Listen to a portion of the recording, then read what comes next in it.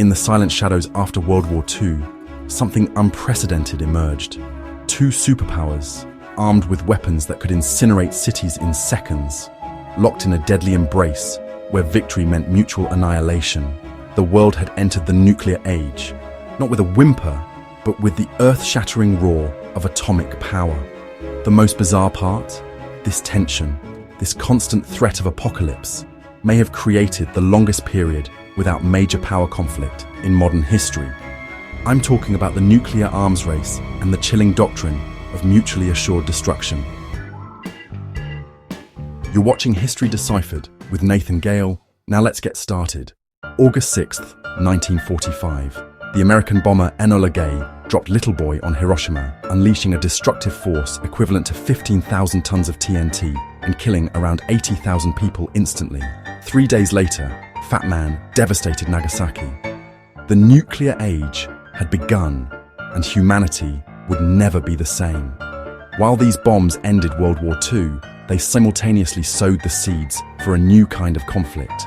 One fought not on battlefields, but in laboratories, missile silos, and diplomatic chambers. These first atomic weapons seem almost primitive now compared to what would follow. Within just a few years, both the United States and Soviet Union would develop weapons thousands of times more powerful, capable of destroying not just cities, but civilization itself. Let's set the stage for how this unfolded. In 1949, years earlier than American intelligence predicted, the Soviet Union successfully tested its first atomic bomb. The American nuclear monopoly had lasted just 4 years. This development sent shockwaves through Washington, accelerating an already developing arms race. By 1952, the United States tested its first hydrogen bomb, the Ivy Mike test, creating an explosion over 700 times more powerful than the Hiroshima bomb. The Soviets quickly followed with their own hydrogen bomb in 1953. The race wasn't just about building bigger bombs, though. It was about developing delivery systems that could reach enemy territory with these devastating weapons.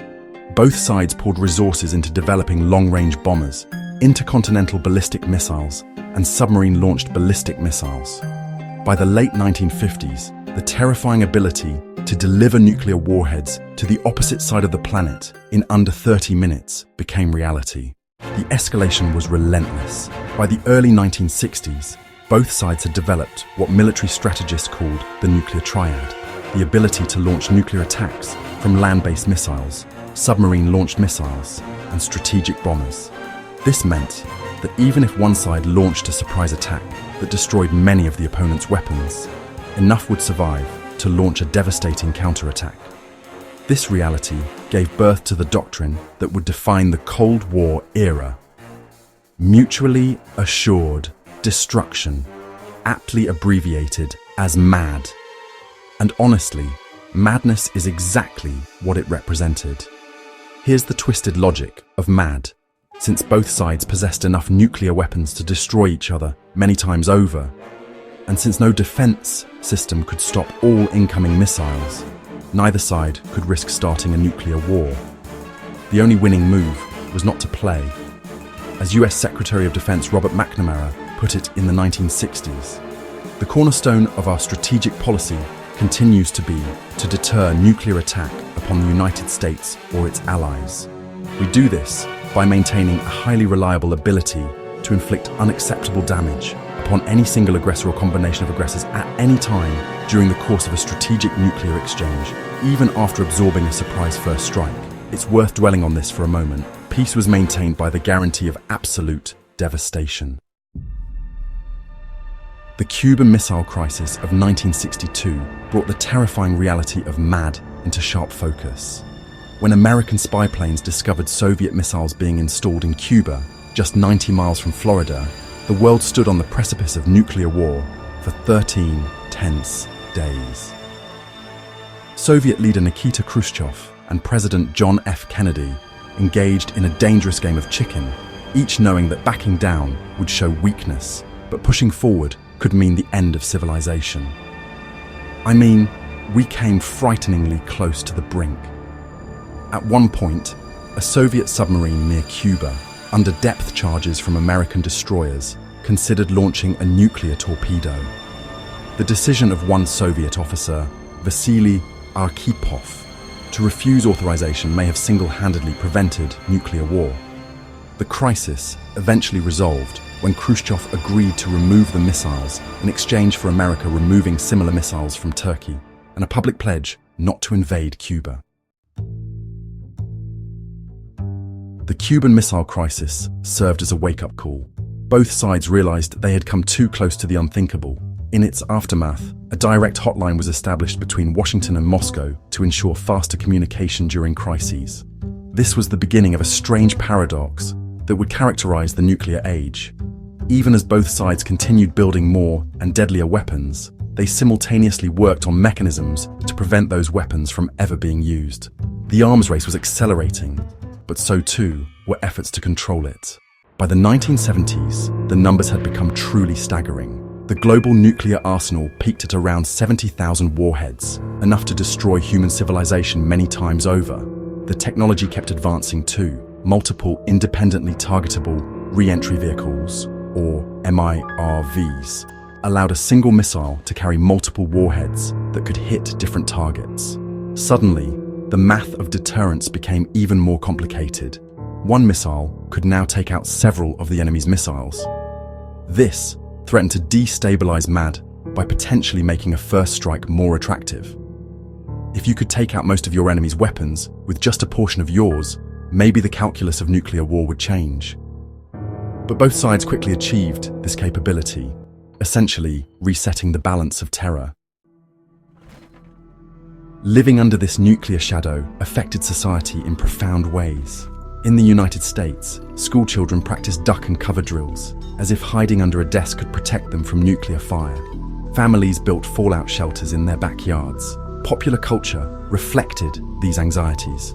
From grim movies like On the Beach and Dr. Strangelove to songs like 99 Luftballons and Two Tribes, the fear seeped into everyday consciousness.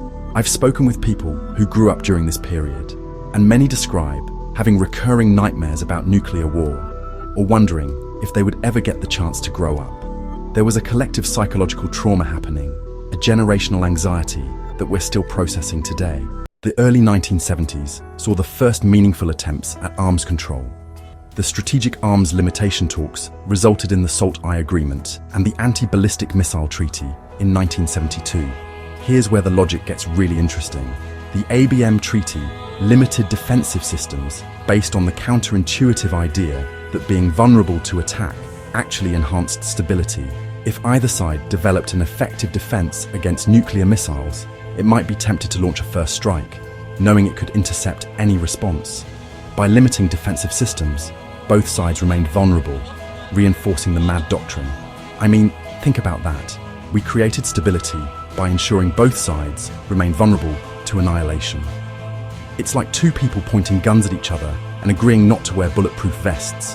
The 1970s also saw the Nuclear Non-Proliferation Treaty gain momentum, with countries agreeing not to develop nuclear weapons if they didn't already have them. The existing nuclear powers promised, in turn, to work toward disarmament. It was a grand bargain that has largely prevented widespread nuclear proliferation, though it hasn't delivered on the disarmament front as many hoped. By the late 1970s, however, Cold War tensions were rising again. The early 1980s marked a dangerous new phase in the nuclear standoff. President Ronald Reagan came into office with tough rhetoric about the evil empire and launched a massive military buildup. The Soviet leadership, increasingly elderly and paranoid, became convinced that the United States might be planning a first strike. In 1983, a NATO military exercise called Able Archer was so realistic that Soviet intelligence briefly thought it might be cover for an actual attack. During the same period, a Soviet early warning system falsely detected incoming American missiles. A Soviet officer named Stanislav Petrov, trusting his instincts that this was a malfunction rather than an actual attack, chose not to alert his superiors. Another individual who may have single-handedly prevented nuclear war. These incidents reveal how close we came to accidental nuclear war, how the complex systems we built to manage these weapons nearly failed in catastrophic ways. But then something remarkable happened. Reagan, despite his tough talk, harbored a deep personal revulsion toward nuclear weapons. As he later wrote in his autobiography, "A nuclear war cannot be won and must never be fought." Meanwhile, a new kind of Soviet leader emerged in Mikhail Gorbachev. Younger, more reform-minded, and equally convinced of the madness of the nuclear arms race. When these two men met in Reykjavik, Iceland in 1986, they nearly agreed to complete nuclear disarmament, a breathtaking possibility that ultimately founded on disagreements about missile defense. Nevertheless, their meeting paved the way for the Intermediate Range Nuclear Forces Treaty in 1987, the first agreement to actually eliminate an entire class of nuclear weapons rather than just limit their growth. The end of the Cold War accelerated disarmament efforts. The Strategic Arms Reduction Treaties significantly reduced nuclear arsenals. From that Cold War peak of 70,000 warheads, today the global inventory stands at around 13,000, still enough to end civilization, but a dramatic reduction nonetheless. The United States and Russia maintain roughly 90% of these weapons, with the remainder held by 7 other countries. The threat of nuclear war receded from public consciousness, replaced by other concerns like terrorism, climate change, and pandemics. Yet the weapons remain, and the fundamental dilemma persists. In recent years, we've seen troubling developments. The INF Treaty collapsed in 2019 amid mutual accusations of violations. Nuclear modernization programs are underway in all nuclear-armed states. New technologies like hypersonic missiles and cyber weapons complicate the strategic landscape. Countries like North Korea have joined the nuclear club, while others like Iran are suspected of harboring nuclear ambitions. The doomsday clock, maintained by the Bulletin of Atomic Scientists to represent the risk of global catastrophe, now stands at 100 seconds to midnight, the closest it's ever been. So what can we learn from this history? First, that nuclear deterrence is inherently unstable. The fact that we avoided nuclear war during the Cold War shouldn't be seen as proof that MAD works, but rather that we were extraordinarily lucky. There were too many close calls, too many moments where miscalculation, technical malfunction, or human error nearly led to disaster. Second, that progress on disarmament is possible, even between fierce adversaries, when leaders recognize their shared vulnerability. The steps taken in the late 1980s and early 1990s show that nuclear arsenals can be reduced dramatically without compromising security. Finally, and perhaps most importantly, we must remember that nuclear weapons represent a unique threat to humanity. Unlike conventional weapons, they have the potential to end civilization and possibly even cause human extinction. The nuclear winter that would follow a major exchange could collapse agriculture globally. As Carl Sagan and other scientists warned in the 1980s, even a limited nuclear war could cause global environmental catastrophe. This is why many have argued that nuclear deterrence is fundamentally immoral. It holds hostage not just combatant nations, but all of humanity. The story of the nuclear arms race is ultimately a story about human psychology, about fear, pride, miscalculation, and occasionally wisdom. It's about complex systems that can spiral out of control. It's about technology that outpaced our ethical frameworks. And it's a story that isn't over. As we confront renewed great power competition and new technologies that could destabilize deterrence, the lessons of this history become increasingly relevant. The fact that we've avoided nuclear war for over 75 years shouldn't make us complacent. Rather, it should humble us to recognize how close we've come to disaster and strengthen our resolve to ensure these weapons are never used again. After all, in the long arc of human history, 75 years is barely a blink of an eye.